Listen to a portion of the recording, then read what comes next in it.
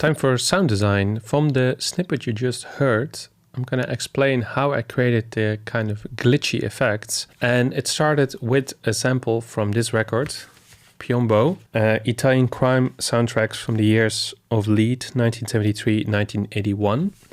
And on this record, I found a sample of a drum break, basically, which I chopped up in the kick and the snare, and I used for the basic drums of the track. But then I also created another percussive layer underneath the kick and the snare, where I used this kind of very much pitched up and pitched down techniques to create the kind of glitch elements you just heard. So let's go into Ableton and I'll explain how I made this track. And at the end of this video, we'll play the entire track if you're interested in that as well. So this is the Ableton session. It consists of 13 tracks in total. And what I want to focus on is the drums and the glitch part. So the sample that I recorded from the vinyl record sounds like this. So that's a pretty nice groovy drum track. But what I did is that I only took certain elements from it. So I took out the kick and I took out the snare. And the snare is actually, it is the original pitch, but what I did is a very short delay with a lot of feedback, so you get this kind of metallic-y sound. So just the kick and the snare sounds like this.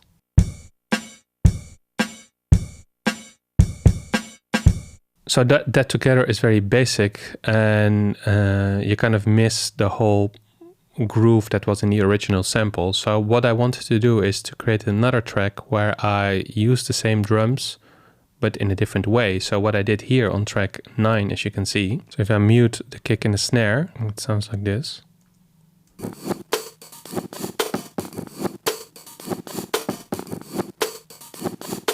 So what I did is I reversed some parts. I pitched it up 12 and I put the transient on 20 forward. So that means that basically you get a shorter envelope. So all of it is pitched up an octave, as you can see. And then I also applied some fuzz, some bit reduction, some sample rate reduction, and a low cut EQ. So without the effects, it sounds like this.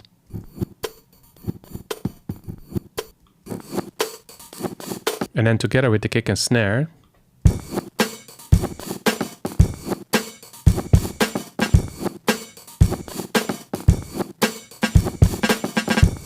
already here now you can hear there's much more going on. There's much more details. There's a bit of texture, and it also fills up the space between the kick and the snare. And then for the intro part, I did even more glitching up. So it sounds like this. So the first one is the same, it's 1 octave up, but then you have these little elements that are 2 octaves up. And it's a very short reversed part. This is an octave down. And then also 2 octaves up. So you get this almost like a synthesizer note because it's pitched up that much. And then some kind of random repeating elements. So that's basically how I glitched up these drums. And then later on in the break and also in the last part of the track, here in the orange part, I did more kind of glitching up. So everything is 2 octaves up here. And I did a lot of sort of repeats. So there's a fade in, so it sounds like this without anything else.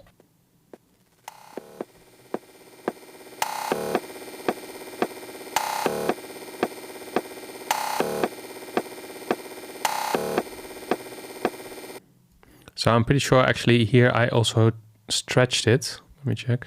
Yeah, so these are at 112 BPM. That's the BPM of the track, the tempo of the track. But here it's at 224. So I use the ×2 function to stretch out the sound. So if I put it back and then put it on 0, then so that's the original. Then you pitch it up 2 octaves. And then you stretch it out, so make it twice the time. Then you get this almost like constant tone. And then here later on I chop it up more and also take some breaks in between. So without any other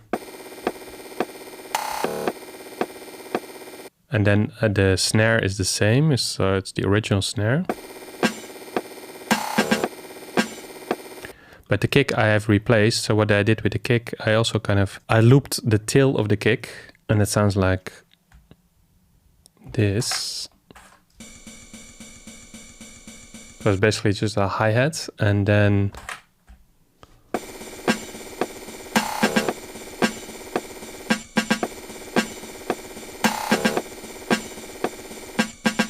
if you compare that to the original sample, it's quite different.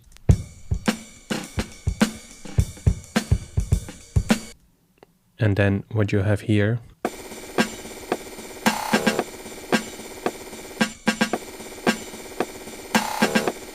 So as you can hear, like using pitching up, especially also stretching. So basically make a sample that is at the tempo that I recorded it in, stretch it out twice and pitching it up twice or pitching it down really creates a different character, and that's a really effective way for glitching it in comparison with doing like these short repeats and stutters. So as I did, especially here in the beginning, you can see that very clearly. I just manually copy and create these kind of, stutters. So both repeating elements and pitching works great for glitching. And this is all just with audio on the timeline in Ableton, so I didn't use any plugins or other special kind of effects to create this. That's it for this video. Hope you enjoyed it. Let me know how you create glitchy effects and variation in your projects in Ableton, if you use any plugins or if you use different techniques. And if you have any questions, also let me know in the comments, and see you in the next one.